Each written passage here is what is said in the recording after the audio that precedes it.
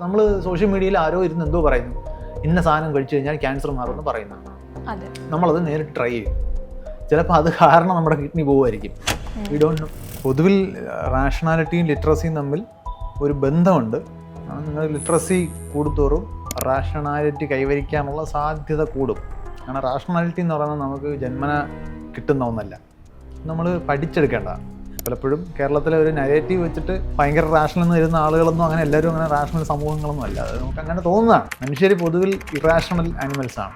കേരളത്തെ സംബന്ധിച്ചിടത്തോളം നമുക്കൊരു ചെറിയൊരു അഹങ്കാരമുണ്ട്. നമ്മൾ വലിയ പ്രബുദ്ധരാണെന്ന് നമ്മൾ സ്വയം വിളിക്കുന്ന ആൾക്കാരാണ്. അത് ലിറ്ററസിയുടെ പുറത്ത് വന്നതാണ്. ഇന്ത്യയിലെ മറ്റ് പ്രദേശങ്ങളുമായിട്ട് താരതമ്യം ചെയ്യുമ്പോൾ തീർച്ചയായിട്ടും നമുക്ക് ഒരുപാട് കാര്യങ്ങൾ അങ്ങനെ അഭിമാനിക്കാൻ തക്ക രീതിയിലുണ്ട് എന്നുള്ളതേ ഉള്ളൂ. As a social being rationality നമുക്ക് എത്രത്തോളം ഇമ്പോർട്ടൻ്റ് ആണ്? റാഷണാലിറ്റി ഏറ്റവും കൂടുതൽ ഇമ്പോർട്ടൻ്റ് ആവുന്നത് നമ്മൾ സോഷ്യൽ ബീയിങ് ആവുമ്പോഴാണ്. രൂപയുടെ വില ഇടിഞ്ഞു എന്ന് പറയുമ്പോൾ ശരിക്കും എങ്ങനെയാണ് ഈ രൂപയുടെ വില ഇടിയുന്നതെന്ന് ചോദിച്ചാൽ നമ്മളിൽ എത്ര പേർക്ക് കൃത്യമായി മറുപടി നമ്മൾ പറയും. വാർത്തയിൽ ഇതെന്തോ പ്രശ്നമാണെന്ന രീതിയിൽ അവതരിപ്പിക്കുന്നുണ്ട്. അതൊരു പ്രശ്നമാണെന്ന് നമ്മൾ ചിലപ്പോൾ സമ്മതിക്കുക. അത് നമുക്ക് പരിചയം കൊണ്ട് സംഭവിക്കുന്നു. നമ്മളങ്ങനെ പറഞ്ഞു കേൾക്കുന്നുണ്ട്. മറ്റേ ഫ്രൂട്ടി കമ്പനിയിലെ എയ്ഡ്സ് ബാധിച്ച തൊഴിലാളി അദ്ദേഹത്തിൻ്റെ എയ്ഡ്സ് കലർന്ന രക്തം ഈ ഫ്രൂട്ടിയിൽ കലർത്തിയിട്ടുണ്ട് എന്ന് പറഞ്ഞു കഴിഞ്ഞാൽ ഫ്രൂട്ടി കമ്പനിയിൽ ഇങ്ങനെ രക്തം കലർത്താൻ പറ്റുമോ, അങ്ങനെ ഒരു ആൾ അവിടെ ഉണ്ടോ എന്നൊന്നും അന്വേഷിക്കാൻ മെനക്കെടുന്നില്ല. മെനക്കേട് കൂടുതലാണ്. പകരം നമ്മൾ അതങ്ങ് വിശ്വസിക്കാൻ തരും, റിസ്ക് എടുക്കണം. ഈ health influencers, life style influencers എന്നൊക്കെ പറയുന്ന ഒരുപാട് പേര് മനുഷ്യരെ ലിറ്ററലി കൊല്ലിക്കാൻ പറ്റുന്ന തരത്തിലുള്ള കാര്യങ്ങൾ പോപ്പുലറാക്കി വിടുന്നു. പരീക്ഷ എന്തിനാണെന്ന് ചോദിച്ചു കഴിഞ്ഞാൽ മാർക്ക് ഇട്ടിട്ട് നമ്മളെ കൂടുതൽ മാർക്കുള്ള ആളും കുറഞ്ഞ മാർക്കുള്ള ആളും കൂടെ വേർതിരിപ്പ് ഉണ്ടാക്കിയിട്ട് ആർക്ക് ജോലി കൊടുക്കണമെന്ന് തീരുമാനിക്കാനാണ്. നമുക്കറിയാം പരീക്ഷയുടെ മാർക്കുകൊണ്ട് നമ്മുടെ അറിവൊന്നും ഒരിക്കലും ടെസ്റ്റ് ചെയ്യപ്പെടുന്നില്ല. ശരിക്കും അപ്പോൾ എവിടെയാണ് ഈ ചേഞ്ച് വരേണ്ടത്? എഡ്യൂക്കേഷനിൽ ചേഞ്ച് വരുന്നതിന് മുമ്പ് സമൂഹത്തിൽ ആളുകളുടെ മെൻറ്റാലിറ്റിയിലാണ് മാറ്റം വരേണ്ടത്. എഡ്യൂക്കേഷൻ നമ്മൾ ഉണ്ടാക്കി വെച്ചേക്കുന്നതാണ്. നമ്മളെപ്പോഴും കേരളം 100% ലിറ്ററസി ഉള്ള ഒരു സംസ്ഥാനമാണെന്ന് പറയാറുണ്ട്. അപ്പം നമ്മളുടെ ഈ ഒരു ലിറ്ററസിയിൽ നിന്നുകൊണ്ട് തന്നെ റാഷണാലിറ്റിയും ലിറ്ററസിയും തമ്മിൽ എത്രത്തോളം ദൂരമുണ്ട് കേരളത്തിൽ ഇപ്പോഴത്തെ ഒരു സിനാരി വെച്ചിട്ട്? പൊതുവിൽ റാഷണാലിറ്റിയും ലിറ്ററസിയും തമ്മിൽ ഒരു ബന്ധമുണ്ട്. നിങ്ങൾ ലിറ്ററസി കൂടുന്തോറും റാഷണാലിറ്റി കൈവരിക്കാനുള്ള സാധ്യത കൂടും. കാരണം റാഷണാലിറ്റി എന്ന് പറയുന്നത് നമുക്ക് ജന്മന കിട്ടുന്ന ഒന്നല്ല, നമ്മൾ പഠിച്ചെടുക്കേണ്ടതാണ്. പഠിക്കുക എന്ന് പറഞ്ഞാൽ നമ്മൾ നല്ല പങ്കും നമ്മൾ വായനയും എഴുത്തും വഴിയാണല്ലോ നമ്മൾ കാര്യങ്ങൾ പഠിക്കുന്നത്. അപ്പോൾ അങ്ങനെയാണ് ലിറ്ററസിയും റാഷണാലിറ്റിയും തമ്മിൽ ബന്ധം വരുന്നത്. പക്ഷേ ലിറ്ററസി ഉണ്ടായി എന്നുള്ളതുകൊണ്ട് മാത്രം റാഷണാലിറ്റി ഉണ്ടാവില്ല. അപ്പോൾ നമ്മൾ റാഷണാലിറ്റി ഉണ്ട് എന്ന് പറയുന്ന പല സ്ഥലങ്ങളിലും നമ്മളങ്ങനെ വിചാരിക്കുന്നത്. പലപ്പോഴും കേരളത്തിലെ ഒരു നരേറ്റീവ് വെച്ചിട്ട് ഭയങ്കര റാഷണൽ എന്ന് വരുന്ന ആളുകളൊന്നും അങ്ങനെ എല്ലാവരും അങ്ങനെ റാഷണൽ സമൂഹങ്ങളൊന്നും അല്ല. അത് നമുക്ക് അങ്ങനെ തോന്നുന്നതാണ്. മനുഷ്യർ പൊതുവിൽ ഇറാഷണൽ ആനിമൽസാണ്. കേരളത്തെ സംബന്ധിച്ചിടത്തോളം നമുക്കൊരു ചെറിയൊരു അഹങ്കാരമുണ്ട്. നമ്മൾ വലിയ പ്രബുദ്ധരാണെന്ന് നമ്മൾ സ്വയം വിളിക്കുന്ന ആൾക്കാരാണ്. അത് ലിറ്ററസിയുടെ പുറത്ത് വന്നതാണ്. ഇന്ത്യയിലെ മറ്റ് പ്രദേശങ്ങളുമായിട്ട് താരതമ്യം ചെയ്യുമ്പോൾ തീർച്ചയായിട്ടും നമുക്ക് ഒരുപാട് കാര്യങ്ങൾ അങ്ങനെ അഭിമാനിക്കാൻ തക്ക രീതിയിലുണ്ട് എന്നുള്ളതേ ഉള്ളൂ. പക്ഷേ റാഷണാലിറ്റി എന്താണ് എന്നുള്ളതിൻ്റെ, അതായത് യുക്തിഭദ്രമായിട്ട് കാര്യങ്ങളെ മനസ്സിലാക്കുക, വസ്തുനിഷ്ഠമായിട്ട് അറിവുണ്ടാക്കാൻ ശ്രമിക്കുക, ഇതിനെയാണ് നമ്മൾ പൊതുവിൽ റാഷണാലിറ്റി നമ്മൾ ഉദ്ദേശിക്കുന്നത്. അത് റാഷണാലിറ്റിയുടെ പല വശങ്ങളിലൊന്നാണത്.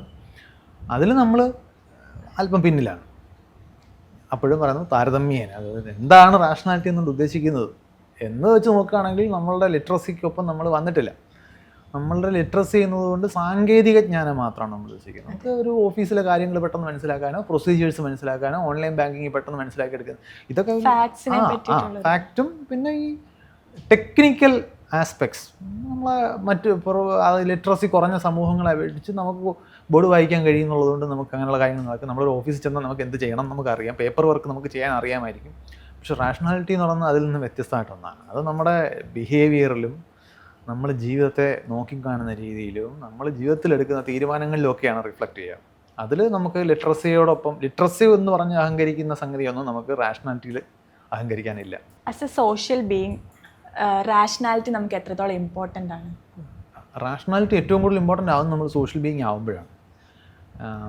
നമ്മൾ ഇൻഡിവിജ്വൽസായിട്ട് നമ്മൾ പണ്ടൊരു കാലത്ത് സോഷ്യൽ ബീയിങ് അല്ലാതെ ഇപ്പോൾ സോഷ്യൽ ആയതല്ല. ഇവിടെ സോഷ്യൽ എന്നുകൊണ്ട് നമ്മൾ പൊതുവിൽ ഉദ്ദേശിക്കുന്നത് സിവിലൈസ്ഡ് രീതിയിൽ ജീവിക്കുക എന്നുള്ളതാണ്. സിവിലൈസ്ഡ് എന്ന് പറയുന്നത് പോലും അങ്ങനെ ഒരു 100% കൃത്യമായൊരു പ്രയോഗമല്ല. കാരണം നമ്മൾ ഈ സിവിലൈസേഷൻസ്, പഴയ പുരാതന സംസ്കാരങ്ങൾക്കുണ്ടായി, സിന്ധു നദീതട സംസ്കാരം, ഈജിപ്ഷ്യൻ സംസ്കാരം എന്നൊക്കെ നമ്മൾ പറയുന്ന സ്ഥലങ്ങൾ, വലിയ നദീതീരങ്ങളിൽ മനുഷ്യർ സെറ്റിൽ ചെയ്യുകയും അവിടെ തന്നെ നഗരങ്ങൾ ഉണ്ടാക്കിയെടുക്കുകയും ഒക്കെ ചെയ്യുമ്പോൾ വന്ന സംഗതിയാണ് നമ്മൾ ഈ നാഗരികത എന്ന് പറയുന്നത്. അതിനെയാണ് നമ്മൾ പൊതുവിൽ എപ്പോഴും സിവിലൈസ്ഡ് എന്ന് പറയുന്നത്. ഇന്നും അങ്ങനെ സിവിലൈസേഷൻസ് ആയിട്ട് മാറാത്ത മനുഷ്യ സമൂഹങ്ങൾ ലോകത്തിൻ്റെ പല ഭാഗങ്ങളിലും ഉണ്ട്. ഇപ്പോൾ ട്രൈബ് മാത്രമായിട്ട് ജീവിക്കുന്ന അവർക്ക് അങ്ങനെ ഒരു നഗരമോ അങ്ങനത്തെ സംവിധാനങ്ങളൊന്നുമില്ല. അപ്പോൾ ആ ഒരു കാഴ്ചപ്പാടിൽ നിന്ന് നമ്മൾ നോക്കുമ്പോൾ ഇന്നത്തെ നമ്മുടെ സമൂഹം, ഈ പറയുന്ന സോ കോൾഡ് സിവിലൈസ്ഡ് സമൂഹം എന്ന് പറയുന്നത് ഭയങ്കര സങ്കീർണമാണ്. സങ്കീർണം എന്ന് പറയുമ്പോൾ നമ്മൾ പഞ്ചാബിലുള്ള ഒരാൾ നമ്മൾക്ക് ഒരേ ഐഡൻറ്റിറ്റി ഉണ്ട്, നമ്മൾ രണ്ടുപേരും ഇന്ത്യൻസ് ആണെന്ന് പറയും. പക്ഷേ നമുക്ക് തമ്മിൽ പരസ്പരം സംസാരിക്കാൻ പോലും പറ്റില്ല, നമുക്ക് ആശയവിനിമയം സാധ്യമല്ല, കാരണം നമ്മൾ രണ്ട് ഭാഷയാണ് സംസാരിക്കുന്നത്. അപ്പോൾ പക്ഷേ നമുക്ക് ഒരുപാട് കാര്യങ്ങൾ കോമൺ ഐഡൻറ്റിറ്റി നമുക്ക് ഷെയർ ചെയ്യാൻ കഴിയുന്നത് നമ്മൾ ഉണ്ടാക്കി വെച്ചിരിക്കുന്ന സംവിധാനങ്ങൾ അങ്ങനെ കൃത്രിമമായി ഉണ്ടാക്കി വെച്ചേക്കുന്നതാണ്. ഇപ്പോൾ ഇന്ത്യ എന്ന് പറയുന്ന രാജ്യത്തിൻ്റെ ഐഡൻറ്റിറ്റി, സ്റ്റേറ്റിൻ്റെ ഐഡൻറ്റിറ്റി, യൂണിയൻ ഓഫ് സ്റ്റേറ്റ്സ് എന്ന് പറയുന്ന ഐഡൻറ്റിറ്റി, ഇതൊന്നും നാച്ചുറലി വരുന്നതല്ല, മനുഷ്യരുണ്ടാക്കിയെടുക്കുന്നതാണ് കാലങ്ങൾ കൊണ്ട്. ഇപ്പോൾ ഇന്ത്യക്ക് ഉപയോഗിക്കാൻ കഴിയുന്നൊരു കറൻസി, നമ്മളൊരു പേപ്പർ എടുത്ത് കൊടുക്കുമ്പോൾ ആ പേപ്പറിനൊരു വിലയുണ്ട്. ആ വില എന്ന് പറയുന്നത് ആ പേപ്പറിലുള്ളതല്ല, ആ പേപ്പറിന് മുകളിൽ നമ്മളെല്ലാവരും കൂടെ പരസ്പര ധാരണയോടുകൂടി നമ്മൾ അതിനകത്ത് അലിഗ് ചെയ്യുന്നൊരു വിലയാണ് ഞാൻ പറഞ്ഞത്. ഇതൊക്കെ ചില ഉദാഹരണങ്ങൾ മാത്രമാണ്. നമ്മൾ അങ്ങനെ സമൂഹത്തെ അങ്ങനെ നമ്മൾ ഷേപ്പ് ചെയ്തെടുത്തിട്ടുണ്ട്. അപ്പോൾ സ്വാഭാവികമായിട്ട് നമ്മുടെ ജീവിതത്തെ സംബന്ധിച്ചിട്ടുള്ള പല നിർണായക തീരുമാനങ്ങളും എങ്ങനെ എടുക്കപ്പെടുന്നു എന്നുള്ളതിനെക്കുറിച്ച് നമ്മൾ ആസ് എൻ ഇൻഡിവിജ്വൽ നല്ല അജ്ഞരാണ്. നമുക്കറിയില്ല നമ്മൾ ചെയ്യുന്ന, നമുക്ക് ഇത് സ്വാഭാവികമാണ്, പരിചയമുണ്ട്, ഫെമിലിയറാണ്, but we don't understand. Familiarity understanding തമ്മിൽ വ്യത്യാസമുണ്ട്. നമ്മളൊരു സാധനം കാണുന്നു, കണ്ട് പരിചയമുണ്ടെന്നുള്ളത് നമുക്ക് നാളെയും കാണുമ്പോൾ ഇന്ന സംഗതിയാണ് ഐഡൻറ്റിഫൈ ചെയ്യാൻ പറ്റും. അതെങ്ങനെ പ്രവർത്തിക്കുന്നത്, അതെങ്ങനെ, ഇപ്പം ഞാൻ നേരത്തെ പറഞ്ഞ പോലെ 100 രൂപയുടെ വാല്യൂ എങ്ങനെയാണ് 100 രൂപയായി നിൽക്കുന്നത് എന്ന് ചോദിച്ചാൽ നമ്മളിൽ എത്ര പേർക്ക് മറുപടി ഉണ്ടാകും എന്ന് ആലോചിച്ചാൽ മാത്രം മതി. ഇപ്പോൾ നമ്മൾ പറയത്തില്ലേ രൂപയുടെ വില ഇടിഞ്ഞു എന്ന് പറയുമ്പോൾ ശരിക്കും എങ്ങനെയാണ് ഈ രൂപയുടെ വില ഇടിയുന്നതെന്ന് ചോദിച്ചാൽ നമ്മളിൽ എത്ര പേർക്ക് കൃത്യമായി മറുപടി. നമ്മൾ പറയും, വാർത്തയിൽ ഇതെന്തോ പ്രശ്നമാണെന്ന രീതിയിൽ അവതരിപ്പിക്കുന്നുണ്ട്, അതൊരു പ്രശ്നമാണെന്ന് നമ്മൾ ചിലപ്പോൾ സമ്മതിക്കുക. അത് നമുക്ക് പരിചയം കൊണ്ട് സംഭവിക്കുന്നത്, നമ്മളങ്ങനെ പറഞ്ഞ് കേൾക്കുന്നുണ്ട്. പക്ഷെ ഞാൻ പറഞ്ഞു തരുന്നത്, എന്നാലൊരു ട്രൈബിൽ ജീവിക്കുന്ന ഒരു മനുഷ്യനെ സംബന്ധിച്ചിടത്തോളം, ഈ പറയുന്ന പോലെ സോ കോൾഡ് സിവിലൈസ്ഡ് ആവാത്തൊരു മനുഷ്യനെ സംബന്ധിച്ചിടത്തോളം അയാളുടെ എക്സ്പീരിയൻസ് തന്നെയാണ് അയാളെ നയിക്കുന്നത്. അയാൾക്ക് മനസ്സിലാകാത്തതൊന്നും അവിടെ ഉണ്ടാവില്ല. അയാൾക്ക് മനസ്സിലാകാത്ത ഒരു പക്ഷേ ഈ ഇടിവെട്ടുന്നതും ഒക്കെ എങ്ങനെയാണെന്നുള്ളതിൻ്റെ മെക്കാനിസം ഒന്നും പുള്ളിക്ക് അറിയത്തില്ലായിരിക്കും. പക്ഷേ ഇടിവെട്ടുന്നതിൻ്റെ എഫക്റ്റ് എന്താണ്, അതുണ്ടാക്കാൻ പോകുന്ന അപകടം എന്താണ്, അതിൽ നമ്മൾ എന്തൊക്കെ ചെയ്യണം എന്നുള്ളത് അദ്ദേഹം അനുഭവത്തിൽ നിന്ന് പഠിച്ചിട്ടുണ്ടാവും.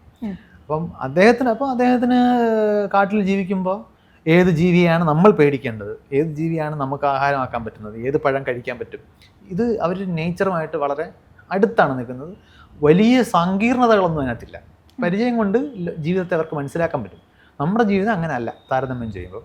അപ്പോൾ സ്വാഭാവികമായിട്ടും റാഷണാലിറ്റി എന്ന് പറയുന്നത് നമ്മൾ പഠിച്ചെടുക്കേണ്ട ഒരു ചിന്താരീതിയുണ്ട്. അതുകൊണ്ട് തന്നെ കൂടുതൽ പ്രധാനപ്പെട്ടതാണ്. കാരണം നമ്മളുടെ ഡിസിഷൻസ്, നമ്മൾ സോഷ്യൽ മീഡിയയിൽ ആരോ ഇരുന്ന് എന്തോ പറയുന്നു, ഇന്ന സാധനം കഴിച്ചു കഴിഞ്ഞാൽ ക്യാൻസർ മാറുമെന്ന് പറയുന്നു, നമ്മളത് നേരിട്ട് ട്രൈ ചെയ്യും. ചിലപ്പോൾ അത് കാരണം നമ്മുടെ കിഡ്നി പോകുമായിരിക്കും, വി ഡോണ്ട് നോ. കാരണം നമ്മുടെ റാഷണാലിറ്റി അവിടെയാണ് വർക്ക് ചെയ്യുന്നത്. നമ്മൾ ആരെങ്കിലും പറയുന്നതിനെ വിശ്വസിച്ച് നമ്മൾ പുറപ്പെടും. ട്രൈബിൽ അങ്ങനെ ഒരു ഇൻഫ്ലുവൻസ് സാധ്യമല്ല. നിങ്ങൾക്ക് അവിടെ കാട്ടിൽ ഈ നമ്മളുടെ സ്കെയിലിൽ അൺസിവിലൈസ്ഡ് ആയിട്ട് ജീവിക്കുന്ന ആളുകളെ സംബന്ധിച്ചിടത്തോളം ഇത്ര ഇൻഫ്ലുവൻസസ് ഒന്നും വരുന്നില്ല.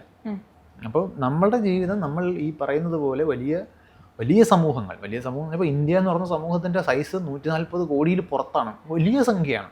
ഒരു ട്രൈബ് എന്ന് പറഞ്ഞാൽ ഏതാണ്ട് 100 ആണ് അതിൻ്റെ വലിയ സംഖ്യ എന്ന് പറയുന്നത്. അപ്പം നമ്മൾ ഇത്രയും വലിയ സമൂഹമായിട്ട് ജീവിക്കുമ്പോൾ സ്വാഭാവികമായിട്ടും റാഷണാലിറ്റിയുടെ പ്രാധാന്യം കൂടുകയാണ് ചെയ്യുന്നത്. ഒരാൾ എഴുതി വെക്കുന്നു, ഇപ്പോൾ ഒരാൾ എഴുതി വെക്കുന്ന സംഗതി ചിലപ്പം 100 കണക്കിന് വർഷങ്ങൾക്ക് ശേഷം വേറൊരാൾക്ക് കിട്ടുകയാണ്.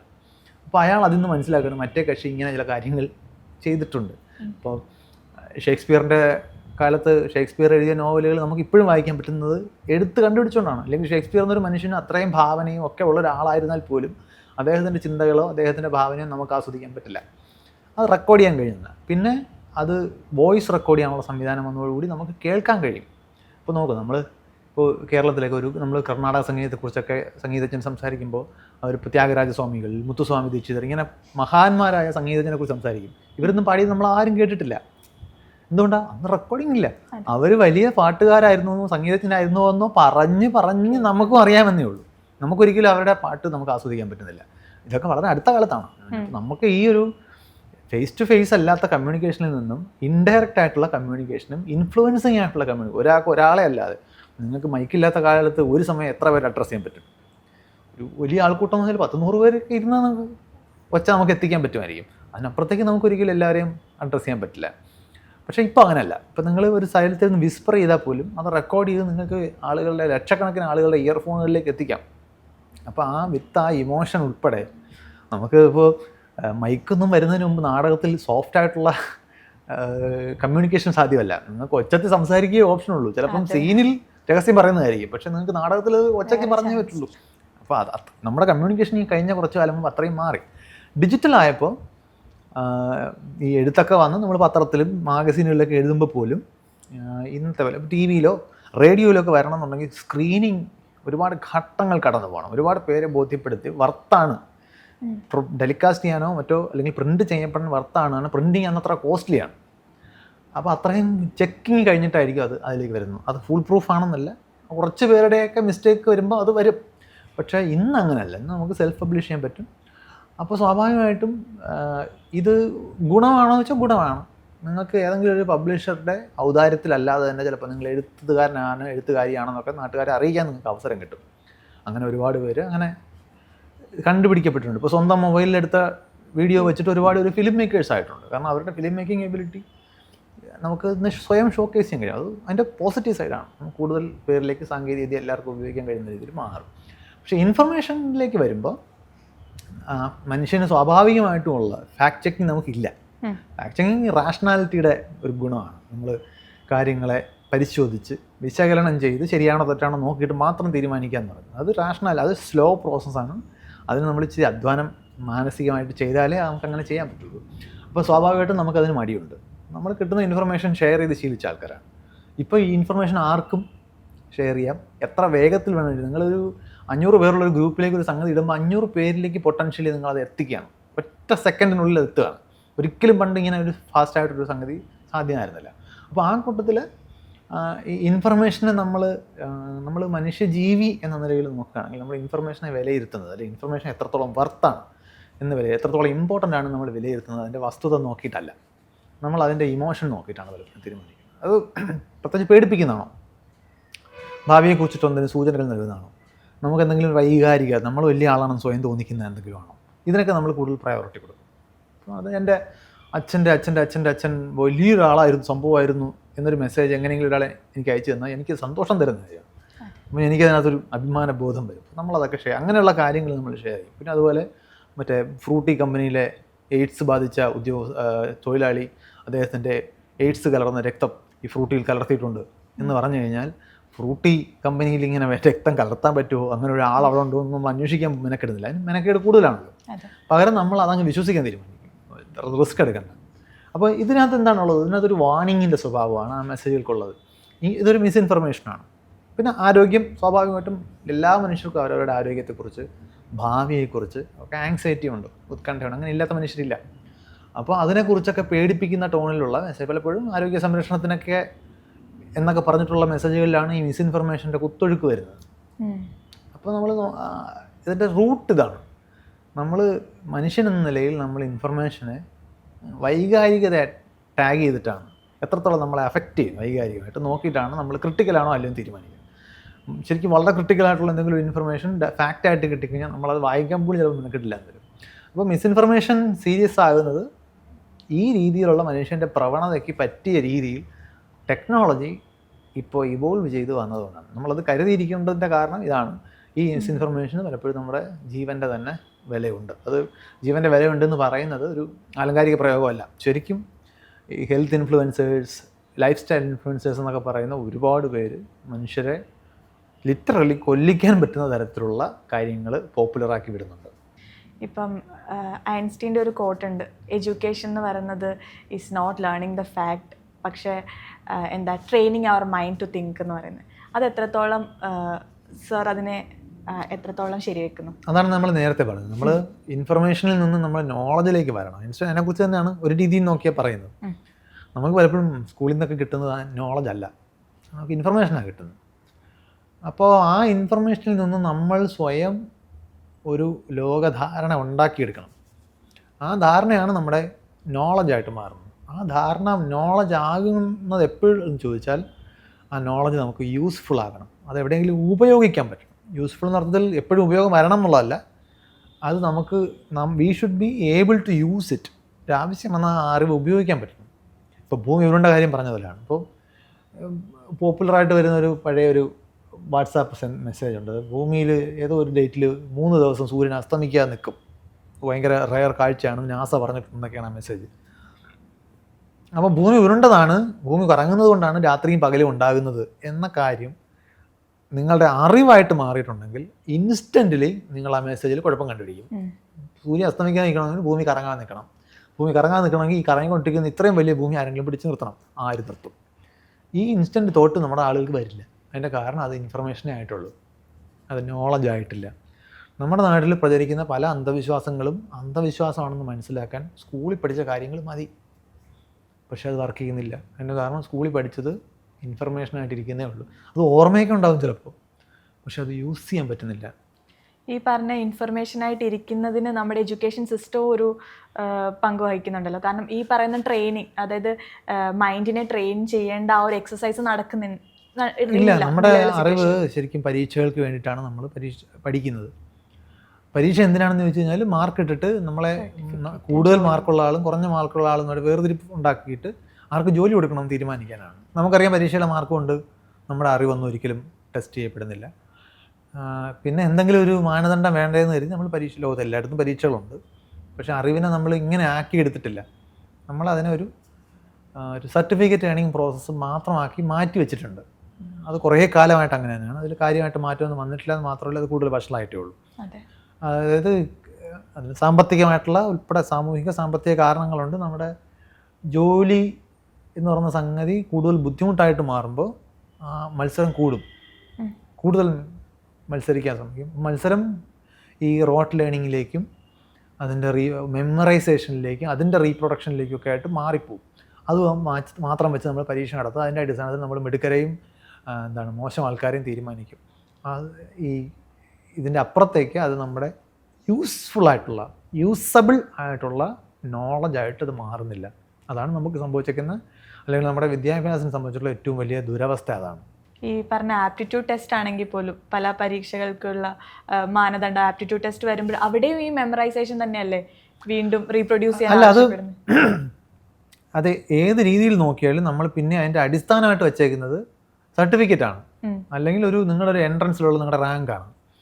അത് പക്ഷേ നമ്മൾ പലപ്പോഴും അതിൻ്റെ അടിസ്ഥാനത്തിലൊക്കെയാണ് ആളുകളുടെ ടാലൻറ്റിനെ കുറിച്ച് സംസാരിക്കുന്നത്. അതിൽ പലപ്പോഴും നമ്മൾ ഇപ്പോൾ ഡോക്ടറുടെ ടാലൻറ്റ് MBBSൻ്റെ പരീക്ഷയിലല്ല കിടക്കുന്നത്.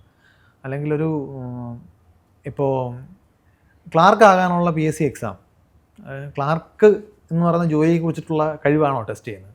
ഇല്ല, നിങ്ങളുടെ മെമ്മറിയാണ് ടെസ്റ്റ് ചെയ്യുന്നത്. എല്ലാ പരീക്ഷയ്ക്കും ഒരേ കാര്യങ്ങളാണ് ചോദിക്കുന്നത്. ജനറൽ നോളജ് എന്ന് പറഞ്ഞ് ചോദിക്കുന്നത് എന്തുവാ, it can be A random question. നമുക്ക് കുറച്ച് ആൾക്കാരെ എലിമിനേറ്റ് ചെയ്യുക എന്ന് മാത്രമേ നമ്മൾ ഉദ്ദേശിക്കുന്നുള്ളൂ. നമ്മൾ അതിലൂടെ പ്രത്യേകിച്ചൊരു ഒരു സ്ക്രീനിങ് അവിടെ നടക്കുന്നില്ല. ഇങ്ങനെയല്ല അത് സ്ക്രീൻ ചെയ്യപ്പെടുന്നത്. പക്ഷേ പ്രാക്ടിക്കലി നമുക്ക് വേറെ മാർഗ്ഗങ്ങളില്ല. നമ്മൾ കാരണം 5 പേർക്ക് ജോലി കൊടുക്കാനുള്ള സ്ഥലത്ത് 5 ലക്ഷം ആൾക്കാരുണ്ട്. നിങ്ങൾ ഈ 4,99,995 ആൾക്കാരെ എങ്ങനെ ഒഴിവാക്കാം എന്ന് ആലോചിക്കുന്നിടത്താണ് ഇപ്പം പ്രവർത്തിക്കുന്നത്. അപ്പോൾ അതിന് വേണ്ടിയിട്ട് നമ്മൾ ആപ്റ്റിറ്റ്യൂഡ് ടെസ്റ്റ്, റീസണിങ് എബിലിറ്റി, അതിനകത്ത് റീസണിങ് വരുന്നേ ഇല്ല. പേര് റീസണിങ് ആണെന്നുള്ളത് അത് വേറൊരു പാറ്റേൺ പഠിച്ചു വെക്കുകയാണ് ചെയ്യുന്നത്. അപ്പോൾ മാത്തമാറ്റിക്കൽ എബിലിറ്റി, എനിക്കതിനകത്തൊരു ടീച്ചർ എന്ന നിലയിൽ എനിക്ക് ഒരുപാട് കൺസേൺ ഉള്ളൊരു ഏരിയയാണ്. അതായത് മാത്തമാറ്റിക്കൽ എബിലിറ്റി നമ്മുടെ മത്സര പരീക്ഷകൾക്ക് ഇപ്പോൾ 2 നമ്പറുകൾ മൾട്ടിപ്പിൾ ചെയ്യാനുള്ള സൂത്രം പഠിപ്പിക്കുകയാണ് ചെയ്യുന്നത്. ഇത് രണ്ടുമാണെങ്കിൽ ഇത് കിട്ടും, ഇത് രണ്ടുമാണെങ്കിൽ ഇത് വരും. പക്ഷേ അവിടെ ആ മാത്തമാറ്റിക്സ് എന്താണെന്നുള്ള കാര്യം ആളുടെ കണ്ണിപ്പെടുന്നേ ഇല്ല. നിങ്ങൾ കുറേ ട്രിക്കാണ് പഠിക്കുന്നത്, ട്രിക്കല്ല അവിടെ പ്രവർത്തിക്കുന്നത്. പിന്നെ രാജ്യത്തിൽ പ്രധാനമന്ത്രിമാരെ കൃത്യമായ ഓർഡറിൽ ഓർത്തിരിക്കാനുള്ള കോഡ്. നമ്മുടെ രാജ്യത്തിൻ്റെ പഴയ പ്രധാനമന്ത്രിമാരെ കുറിച്ച് നമ്മൾ അറിയുന്നത് എങ്ങനെയാണ്? അറിവിൻ്റെ പ്രാധാന്യം എന്താണ്? അത് ആ രാജ്യത്തെ ആ പ്രധാനമന്ത്രിമാരുടെ പോളിസികൾ, അവരുടെ ഭരണം എങ്ങനെ സ്വാധീനിച്ചു എന്ന് മനസ്സിലാക്കാനാണ്. ഇപ്പോൾ നമ്മൾ ഇന്ന പ്രധാനമന്ത്രിക്ക് ശേഷം ഇന്ന പ്രധാനമന്ത്രി വന്നു, അതിനുശേഷം ഇങ്ങനെ വരുന്നു, ആ ഒരു സാഹചര്യമുണ്ട്. മൻമോഹൻ സിംഗ് എന്ന് പറയുന്ന പ്രധാനമന്ത്രി കഴിഞ്ഞിട്ട് അടുത്ത് വരുന്ന പ്രധാനമന്ത്രി നരേന്ദ്രമോദിയാണ്. അപ്പോൾ മൻമോഹൻ സിംഗ് പ്രധാനമന്ത്രി സ്ഥാനത്ത് നിന്ന് മാറുന്നത് എങ്ങനെ, നരേന്ദ്രമോദി പ്രധാനമന്ത്രി സ്ഥാനത്തേക്ക് വരുന്നത് എങ്ങനെ, ആ പൊളിറ്റിക്കൽ പ്രോസസ്സ് എന്തായിരുന്നു, ആ സാമൂഹിക സാഹചര്യം എന്തായിരുന്നു, ആ വോട്ടിംഗ് ഷിഫ്റ്റ് വന്നത് എങ്ങനെയാണ്, ഈ അണ്ടർസ്റ്റാൻഡിങ്ങാണ് അവിടെ പ്രധാനം. രാജ്യത്തിൻ്റെ ചരിത്രം മനസ്സിലാക്കും. അല്ലാതെ മൻമോഹൻ സിംഗിന് ശേഷം നരേന്ദ്രമോദി വന്നു എന്ന് കാണാതെ പഠിച്ച് വെച്ചതുകൊണ്ട് നിങ്ങളുടെ രാജ്യത്തെക്കുറിച്ച് ഒന്നും മനസ്സിലാക്കുന്നില്ല. അത് പക്ഷെ നമ്മളുടെ സിസ്റ്റം നമ്മളോട് ആവശ്യപ്പെടുന്നത് അങ്ങനെ ചെയ്യാനാണ്. ഇനി പ്രൊഫഷണൽ എഡ്യൂക്കേഷനിലേക്ക് വരുമ്പോൾ കോച്ചിങ്. ഈ കോച്ചിങ് സ്ഥാപനങ്ങൾ എന്താണ് ചെയ്യുന്നത്? ട്രിക്കാണ് പഠിപ്പിക്കുന്നത്. ഷോർട്ട് കട്ട്സും ട്രിക്സ്. ഞാൻ എൻ്റെയൊക്കെ ഫേവറേറ്റ് ഉപമാന്ന് പറഞ്ഞാൽ ഇപ്പോൾ ഫിസിക്സിൽ മുകളിലേക്ക് ഒരു കല്ലറിഞ്ഞ് താഴേക്ക് വരുന്നത് എങ്ങനെയെന്ന് വിശദീകരിക്കുന്ന തത്വങ്ങളുണ്ട്. ന്യൂട്ടൺസ് ലോ വെച്ചും ഒക്കെ നമുക്ക് പറയാൻ പറ്റും. കോച്ചിങ് സെൻറ്റർ പഠിപ്പിക്കുന്നത് മുകളിലേക്ക് പോകുന്ന കല്ലിനൊരു ഇക്വേഷൻ, താഴേക്ക് വരുന്ന കല്ലിന് വേറൊരു ഇക്വേഷൻ. രണ്ടും ഒരു കല്ല. നിങ്ങൾ ഫിസിക്സ് പഠിക്കുമ്പോൾ ഇത് ഒരു കല്ലാണ്, ആ പോയിട്ട് തിരിച്ചു വരുന്ന കല്ല്. പക്ഷേ കോച്ചിങ് സെൻറ്റർ പഠിപ്പിക്കുന്നത് മുകളിലോട്ടാണ് പോകുന്നതെങ്കിൽ ഇതാണ് ഇക്വേഷൻ, താഴോട്ടാണ് വരുന്നതെങ്കിൽ ഇതാണ് ഇക്വേഷൻ. കുട്ടി കല്ലിനെ മറന്നു. നമ്മൾ ലോകത്തെ മനസ്സിലാക്കുമ്പോൾ കല്ലാണ് ലോകത്തുള്ളത്, ഇക്വേഷൻ അല്ല. ആ ലോകം മനസ്സിലാക്കാനുള്ള ടൂളാണ് ഇക്വേഷൻസും ഫിസിക്സിലെ ബാക്കി സ്റ്റേറ്റ്മെൻറ്റുകളും നിയമങ്ങളും ഒക്കെ വരുന്നത് അങ്ങനെ. പക്ഷെ നമ്മൾ ആ റിയാലിറ്റിയിൽ നിന്ന് എടുത്തു കളയുന്നു. അപ്പോൾ കോച്ചിങ്ങിൻ്റെ പർപ്പസ് എന്താണ്? ഈ കുറച്ച് പേർക്ക് മാത്രം മുകളിൽ കയറാൻ പറ്റുന്ന ആ മതിലിൻ്റെ അപ്പുറത്തേക്ക് ആൾക്കാരെ എത്തിക്കുക എന്നുള്ളതാണ്. അപ്പം നിങ്ങൾക്ക് സയൻസ് പഠിച്ച സയൻസ് ഗ്രാജുവേറ്റ്സിനല്ല കിട്ടുന്നത്. ഇത് ഓർത്ത് വെച്ച് ആ പരീക്ഷയ്ക്ക് പെർഫോം ചെയ്യാൻ പറ്റുന്ന ആളുകളാണ് നമ്മൾ സ്ക്രീൻ ചെയ്യുന്നത്. നമ്മളത് ടാലൻ്റ് എന്ന് വിളിക്കും, അത് നമ്മൾ സ്വയം പറ്റിക്കുന്നതാണ്. അതുകൊണ്ട് പ്രത്യേകിച്ച് ടാലൻ്റ് ഒന്നും നിങ്ങൾ ടെസ്റ്റ് ചെയ്യുന്നില്ല. അത് ഒരു പരിധി വരെ നിങ്ങൾക്ക് കോച്ചിങ് അഫോർഡ് ചെയ്യാൻ പറ്റുമോ എന്നുള്ള പ്രശ്നമാണ്. കാരണം കോച്ചിങ് സെൻറ്ററുകൾ വന്നതിന് ശേഷം, കോച്ചിങ് എന്ന് പറയുന്ന പ്രക്രിയ വന്നതിന് ശേഷം നമ്മൾ നോക്കിക്കഴിഞ്ഞാൽ മത്സര പരീക്ഷകളുടെ കട്ട് ഓഫ് മാർക്ക് ഇങ്ങനെ കയറി മുകളിൽ പോയിട്ടുണ്ട്. അങ്ങ് മുകളിൽ നിന്നിട്ടാണ് ഇപ്പോൾ ആൾക്കാർ ആ കട്ട് ഓഫിനാണ് മത്സരിക്കുന്നത്. അപ്പോൾ അതിൻ്റെ അർത്ഥം ആ കോച്ചിങ് അഫോർഡ് ചെയ്യാൻ കഴിയാത്തവർക്ക് ആ ഏരിയയിൽ വരാൻ പറ്റില്ല. അപ്പോൾ നിങ്ങൾ ശരിക്കും സ്ക്രീൻ ചെയ്യുന്നത് സമ്പത്തും കൂടെയാണ്. അപ്പോൾ അതിനകത്ത് ഒരുപാട് ഇഷ്യൂസ് വരുന്നുണ്ട്. നമ്മുടെ എഡ്യൂക്കേഷന് നമ്മൾ വെറും ഒരു സാമൂഹ്യ പ്രശ്നമായിട്ടല്ല ഇപ്പോൾ കാണുന്നത്. അതിനകത്ത് വളരെ വലിയൊരു എക്കണോമിക് ഇഷ്യൂ കൂടി വരുന്നുണ്ട്. അതൊരു സാഡ് റിയാലിറ്റിയാണ്. ശരിക്കും അപ്പോൾ എവിടെയാണ് ഈ ചേഞ്ച് വരേണ്ടത് എഡ്യൂക്കേഷനിൽ? എഡ്യൂക്കേഷനിൽ ചേഞ്ച് വരുന്നതിന് മുമ്പ് സമൂഹത്തിൽ ആളുകളുടെ മെൻറ്റാലിറ്റിയിലാണ് മാറ്റം വരേണ്ടത്. എഡ്യൂക്കേഷൻ നമ്മൾ ഉണ്ടാക്കി വെച്ചേക്കുന്നതാണ്. അത് കുട്ടികളുടെയോ ടീച്ചർമാരുടെയോ ഒന്നും മാത്രം ഉത്തരവാദിത്തത്തിൽ വരുന്ന കാര്യമല്ല. കുട്ടിയെ സ്കൂളിൽ വിടുന്ന പാരൻസ്, വിദ്യാഭ്യാസ സ്ഥാപനങ്ങൾ തുടങ്ങുന്ന ഗവൺമെൻറ്റുകൾ, ആ ഗവൺമെൻറ്റിനെ തിരഞ്ഞെടുക്കുന്ന പബ്ലിക്, ഇവരുടെ എല്ലാ ആറ്റിറ്റ്യൂഡാണ് ഇതിനെ ഇങ്ങനെ നിർത്തിയിരിക്കുന്നത്. അപ്പോൾ ആ ആറ്റിറ്റ്യൂഡ് ഫണ്ടമെൻ്റലി മാറാതെ ഈ കാര്യത്തിൽ മാറ്റം പ്രതീക്ഷിക്കുന്നത് തന്നെ മണ്ടത്തരാണെന്ന് ഞാൻ പറയൂ. ശരിക്കും ഈ എഡ്യൂക്കേഷൻ്റെ ഒരു കാര്യം പറയുമ്പം ലോകത്ത് എവിടെയെങ്കിലും ഈ പറയുന്ന പോലെ ഐഡിയലായിട്ട് ഒരു നമുക്ക് എന്താ പറയുക എടുക്കാൻ പറ്റിയൊരു മോഡൽ ഓഫ് എഡ്യൂക്കേഷണൽ സിസ്റ്റം ഉണ്ടോ, തോന്നിയിട്ടുണ്ടോ? അങ്ങനെ ഒന്നും ഞാൻ അങ്ങനെ അതിന് മാത്രം ഒന്നും അങ്ങനെ മറ്റ് വിദ്യാഭ്യാസ മോഡലുകൾ നോക്കിയിട്ടില്ല. പക്ഷേ അതിനകത്ത് ഒരുപാട് പരിമിതികളുണ്ട് നമുക്ക്. കാരണം ഓരോ സമൂഹങ്ങളും അവരവരുടെ രീതിയിൽ വ്യത്യസ്തമാണ്, ഒരുപാട് രീതിയിൽ വ്യത്യസ്തമാണ്. അപ്പോൾ സമൂഹങ്ങളെ ഇന്ത്യയും അമേരിക്കയുമാക്കി മാറ്റുന്നതിൽ ഇന്നത്തെ ഇന്ത്യൻ ഗവൺമെൻറ്റിൻ്റെയോ അമേരിക്കൻ ഗവൺമെൻറ്റിൻ്റെയോ ഇന്ന് ജീവിക്കുന്ന ഇന്ത്യക്കാരുടെയും അമേരിക്കക്കാരുടെയും ആറ്റിറ്റ്യൂഡുള്ള വ്യത്യാസം മാത്രമൊന്നുമല്ല. അമേരിക്ക ഏത് ചരിത്രത്തിലൂടെയാണ് വന്നത്? അമേരിക്കൻ സ്വാതന്ത്ര്യ സമരം ആർക്കെതിരെയായിരുന്നു? ഇന്ത്യൻ സ്വാതന്ത്ര്യ സമരം ആർക്കെതിരെയായിരുന്നു? ഇന്ത്യ സ്വാതന്ത്ര്യത്തിന് മുമ്പ് എന്തായിരുന്നു അവസ്ഥ? അമേരിക്ക സ്വാതന്ത്ര്യത്തിന് മുമ്പ് എന്തായിരുന്നു? അമേരിക്കയുടെ ഭൂപ്രകൃതി എങ്ങനെയാണ്? ഇന്ത്യയുടെ ഭൂപ്രകൃതി എങ്ങനെയാണ്? ഇങ്ങനെയാണ് താരതമ്യം വരിക. നമ്മൾ പലപ്പോഴും മറ്റ് വ്യത്യാസങ്ങളെല്ലാം മറികടന്നിട്ടാണ് നമ്മൾ ഈ ഒരു കാര്യം മാത്രം എടുത്ത് താരതമ്യം ചെയ്യും. ആ താരതമ്യത്തിനകത്തൊരു പ്രശ്നമുണ്ട്. അപ്പോൾ നമുക്ക് അതേപടി അഡാപ്റ്റ് ചെയ്യാൻ പറ്റില്ല. ഇപ്പം നിങ്ങൾക്ക് സമ്മർ വെക്കേഷൻ എന്ന് പറയുന്നത് നമ്മുടെ നാട്ടിലുള്ളൊരു സംഗതിയാണ്. കാരണം നമ്മുടെ നാട്ടിൽ സമ്മർ ഭയങ്കര ചൂടായതുകൊണ്ടാണ്. അപ്പം വേറൊരു സ്ഥലത്ത് നിങ്ങളിത് കാണില്ല. കാരണം അവിടെ സമ്മർ ഇങ്ങനൊരു പ്രശ്നമല്ല. നിങ്ങൾ യൂറോപ്പിലേക്ക് ചെന്ന് സമ്മർ എന്ന് പറഞ്ഞാൽ വളരെ പ്ലസൻ്റ് ആയിട്ടുള്ള കാലാവസ്ഥ, അവർക്ക് ഭയങ്കര സന്തോഷമുള്ള കാലാവസ്ഥ. നമുക്ക് സമ്മർ ഇവിടെ വിയർത്തിട്ട് നമുക്ക് പുറത്തിറങ്ങാൻ പറ്റാത്ത നമ്മളുടെ മോശം സമയമാണ് സമ്മർ എന്ന് പറയുന്നത്. അവിടെ വിൻ്റർ എന്ന് പറയുന്നത് ഭയങ്കര തണുപ്പുള്ള സ്ഥലമാണ്, പുറത്തിറങ്ങും. അപ്പോൾ കാനഡയിൽ ചെന്ന് കഴിഞ്ഞാൽ വിൻ്റർ അവർ പേടിക്കുന്ന സ്ഥലമാണ്. നമ്മുടെ വിൻ്റർ എന്ന് പറഞ്ഞാൽ നമുക്ക് നല്ല സുഖമായിട്ട് ഉറങ്ങാൻ പറ്റുന്ന, ഫാൻ കുറച്ചിടാൻ പറ്റുന്ന, എ സിയുടെ ആവശ്യമില്ലാത്ത ഡിസംബർ ജനുവരി മാസമാണ് നമുക്ക് വിൻ്റർ. അപ്പോൾ ഞാൻ പറഞ്ഞത് കാലാവസ്ഥയിൽ പോലും ആ വ്യത്യാസമുണ്ട്. അപ്പോൾ ആ സിസ്റ്റം നിങ്ങൾക്ക് അതേപടി പിന്തുടരാൻ പറ്റില്ല. അപ്പോൾ ആ സമൂഹം, ഈ വിദ്യാഭ്യാസത്തിൻ്റെ കാര്യം മാത്രമല്ല, സമൂഹം എന്തിനാണ് പൊതുവിൽ പേടിക്കുന്നത്? ഇപ്പോൾ സൗത്ത് ഇന്ത്യക്കാർക്ക് സംബന്ധിച്ചിടത്തോളം അവർ ഈ ഒരു കാലത്തും നമ്മളെ സംബന്ധിച്ചിടത്തോളം നമ്മൾ ഈ ഒരു ഫോറിൻ ഇൻവേഷൻ നമ്മുടെ ഒരു വലിയ കൺസേൺ അല്ല. എന്തുകൊണ്ടാണ്? നമുക്ക് ബോർഡറില്ല. നമ്മുടെ ബോർഡറല്ല, മാരിടൈം ബോർഡറാണ്, അല്ലെങ്കിൽ കടലാണ്. കടൽ നിങ്ങൾക്ക് യുദ്ധം ചെയ്യാൻ പറ്റുന്ന സ്ഥലമല്ല, അത് നിങ്ങൾ സഹകരിക്കാൻ പറ്റുന്ന സ്ഥലമാണ്. നിങ്ങൾ നോക്കിക്കഴിഞ്ഞാൽ ഈ ഇന്ത്യൻ പെനിൻസുലയിലേക്ക് വരുമ്പോൾ നമ്മളുടെ വിദേശ ബന്ധം എന്ന് പറയുന്നത് ട്രേഡാണ്. പക്ഷെ നിങ്ങൾ നോർത്ത് ഇന്ത്യയിലേക്ക് ചെന്ന് കഴിഞ്ഞാൽ അവിടുത്തെ വിദേശികളുള്ള ബന്ധം എന്ന് പറഞ്ഞാൽ മൊത്തം ഇൻവേഷനാണ്. കൊല്ലും കൊലപാതകവും കൊള്ളയും ഒക്കെയാണ് അവിടുത്തെ ഇൻവേഷൻ. അപ്പോൾ അവർക്ക് ഫോറിനർ എന്ന് പറയുന്ന പിക്ചറും സൗത്ത് ഇന്ത്യക്കാർക്ക് ഫോറിനർ എന്ന് പറയുന്ന പിക്ചറും ഭയങ്കര ഡിഫറൻറ്റാണ്. അത് നമ്മുടെ ആറ്റിറ്റ്യൂഡ് തന്നെ ഉണ്ട്.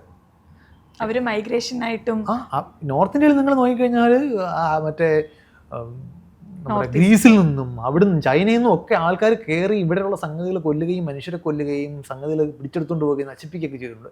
ഇന്ത്യയിൽ വരുന്ന ആൾ സൗത്ത് ഇന്ത്യയിലേക്ക് വരുമ്പം ട്രേഡിന് വരുന്നവരാണ്. നിങ്ങൾക്ക് കടലിൽ കൂടെ വന്ന് ഇവിടെ അറ്റാക്ക് ചെയ്യാൻ പറ്റത്തില്ല, ഇവിടുന്ന് അറ്റാക്ക് ചെയ്ത് നശിപ്പിക്കും. അപ്പോൾ അവരൊരിക്കലും ആ റൂട്ടല്ല ഫോളോ ചെയ്യുക. അവരിവിടെ വന്ന് പിന്നെ കച്ചവടം തുടങ്ങി പതുക്കെ അകത്തുനിന്നാണ് അവർ അനക്സ് ചെയ്യുന്നത്. അതെ ഞാൻ പറഞ്ഞത്, നമ്മൾ നാടുകളെ കമ്പയർ ചെയ്യുമ്പോൾ ഇങ്ങനെ പലതരം ചരിത്രങ്ങളാണ് ഉള്ളത്. അപ്പോൾ അതുകൊണ്ട് നമുക്ക് അവിടുത്തെ സംവിധാനം അതേപടി ഇവിടെ കൊണ്ടുവരാൻ പറ്റില്ല. അവിടുത്തെ തൊഴിലവസരങ്ങളും ഇവിടുത്തെ തൊഴിലവസരങ്ങളും തമ്മിൽ വ്യത്യാസമുണ്ട്, കമ്പയർ ചെയ്യാൻ പറ്റും. അങ്ങനെ കമ്പാരിസൺ ഇല്ല. അപ്പോൾ അതുകൊണ്ട് വിദ്യാഭ്യാസം അതേപടി നമ്മുടെ പക്ഷേ അൺഫോർച്ചുനേറ്റ്ലി നമ്മൾ പലപ്പോഴും അങ്ങനെ വിദ്യാഭ്യാസ സമ്പ്രദായങ്ങൾ ഒരു സ്ഥലത്ത് നന്നായിട്ട് വർക്ക് ചെയ്യുന്നു പറഞ്ഞാൽ അതേപടി എടുത്ത് ഇവിടെ കൊണ്ടുവന്ന് ഫെയിലാക്കലാണ് പലപ്പോഴും ചെയ്യുന്നത്.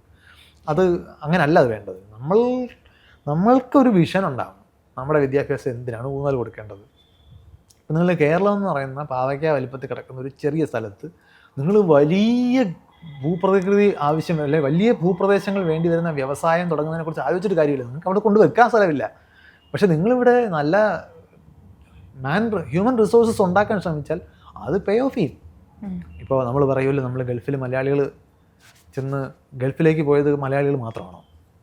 ഇപ്പോൾ ഗൾഫ് ബൂം എന്ന് പറയുന്ന ഓയിലൊക്കെ കണ്ടെത്തി മിഡിൽ ഈസ്റ്റിലേക്ക് രാജ്യങ്ങളിൽ അവിടുത്തെ സാമ്പത്തിക പുരോഗതി ഉണ്ടാകുന്ന സമയത്ത് കേരളത്തിൽ നിന്ന് മാത്രമല്ല ആൾക്കാർ അങ്ങോട്ട് പോയേക്കുന്നത്, ഇന്ത്യയിലെ എല്ലാ സംസ്ഥാനങ്ങളിൽ നിന്നും അങ്ങോട്ട് പോയിട്ടുണ്ട്. പക്ഷേ കേരളീയർ അവിടെ എത്തുന്നത് എന്തുകൊണ്ടാണ്?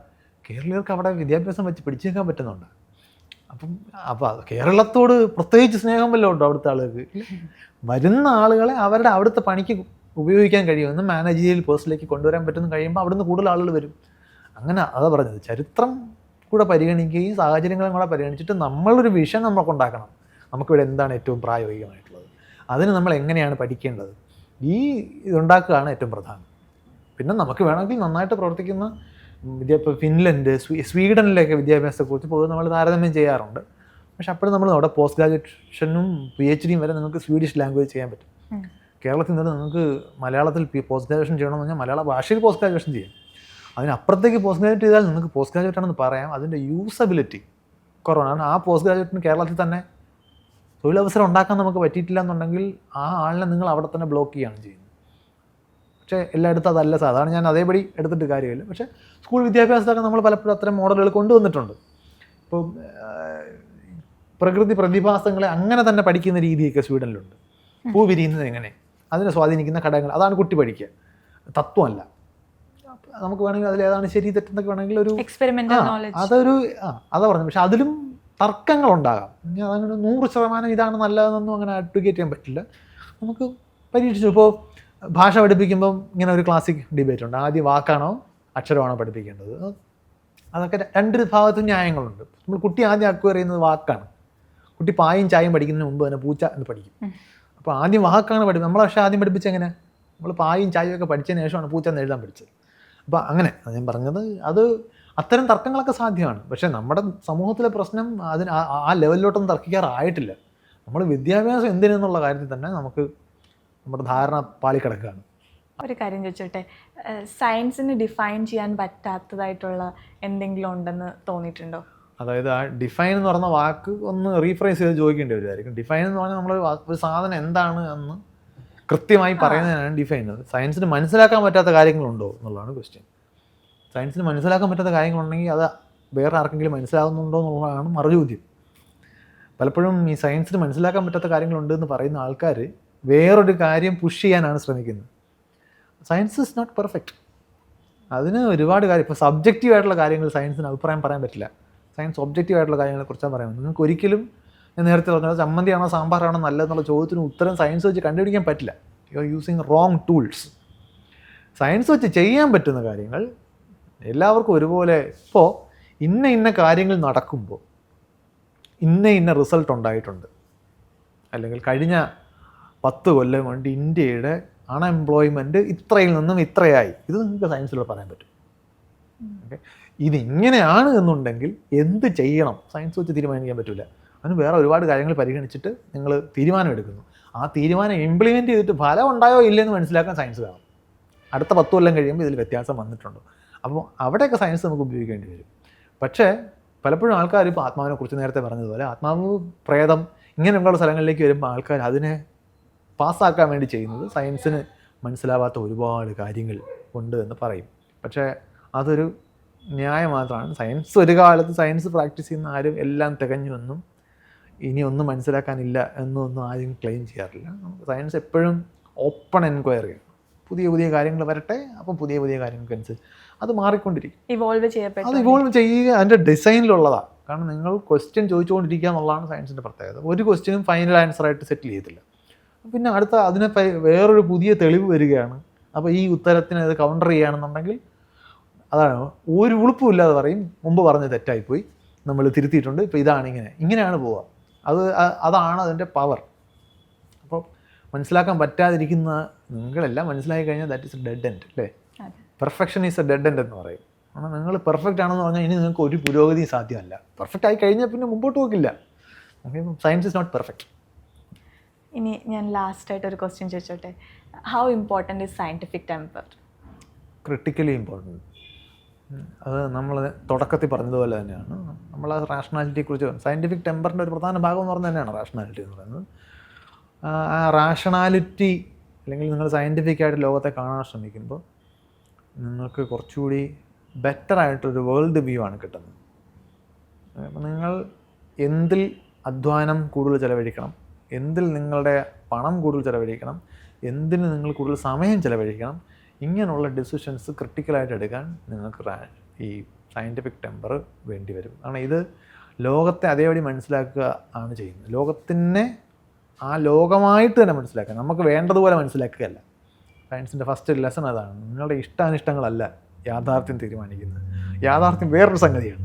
നിങ്ങൾ യാഥാർത്ഥ്യത്തെ യാഥാർത്ഥ്യമായിട്ട് മനസ്സിലാക്കുമ്പോൾ അവിടെ നിങ്ങളുടെ ഭാവനയ്ക്കൊക്കെ ഒരുപാട് സാധ്യതകളുണ്ട്. നിങ്ങൾക്ക് സ്പൈഡർമാൻ സിനിമ കണ്ട് ആസ്വദിക്കാൻ ഇതൊന്നും ഒരു തടസ്സമല്ല. അത് ഭാവനയ്ക്കുമൊക്കെ ഒരുപാട് സാധ്യതകളുണ്ട്. എൻ്റർടൈൻമെൻറ്റും എല്ലാം, പാട്ട്, സംഗീതം അല്ലെങ്കിൽ കല, എല്ലാ സംഗതികൾക്കും അവിടെ സാധ്യതകളുണ്ട്.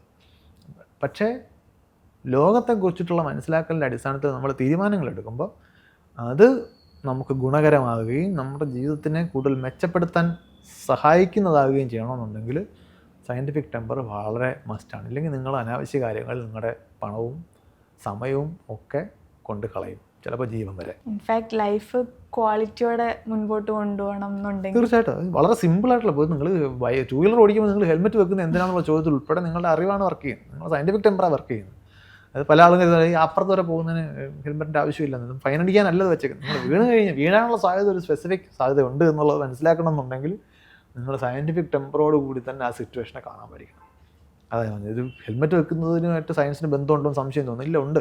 നമ്മൾ സയൻറ്റിഫിക് ടെമ്പർ ഓരോ ഡിസിഷനിലും ഉണ്ട്. നമുക്കൊരു അസുഖം വരുമ്പോൾ നിങ്ങൾ ആരെയാണ്, എന്ത് തീരുമാനമാണ് അതിൻ്റെ അടിസ്ഥാനത്തിൽ എടുക്കാൻ പോകുന്നത്? നിങ്ങൾ മരുന്ന് കഴിക്കാനാണോ പോകുന്നത്, പ്രാർത്ഥിക്കാനാണോ പോകുന്നത്, മന്ത്രവാദം ചെയ്യാനാണോ പോകുന്നത്? ഇതൊക്കെ നിങ്ങളുടെ ലോക ധാരണ അടിസ്ഥാനത്തിലാണ് നിങ്ങൾ എടുക്കുന്ന തീരുമാനങ്ങൾ. അപ്പോൾ അത് ചിലപ്പോൾ നിങ്ങൾ ക്യാൻസറും കൊണ്ട് നിങ്ങൾ മന്ത്രവാദത്തിന് പോയിക്കാൻ ചിലപ്പോൾ നിങ്ങൾ മരിച്ചു പോകും. അതാണ് ഞാൻ ജീവൻ വരെ അതിനകത്ത് ഡിപ്പെൻഡ് ആണെന്ന് പറഞ്ഞത്. അത് ഇനി ജീവൻ പോകട്ടെ. നിങ്ങൾ പല ആളുകളും കടം കയറുന്നത് എന്തുകൊണ്ടാണെന്നറിയോ? സയൻറ്റിഫിക് ടെമ്പർ ഇല്ലാത്തതുകൊണ്ട്.